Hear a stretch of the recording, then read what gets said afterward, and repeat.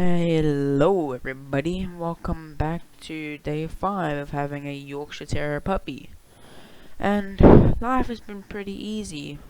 Well, not necessarily well, it's been going good. I mean, every morning I have to quickly take them out for a poo and pee. But then after that we'll come back and they sleep for a little bit longer. Then, yeah. And they haven't been that bad behaved. They're pretty good. Thank you everybody. Goodbye. Oh yeah, don't forget to like and subscribe.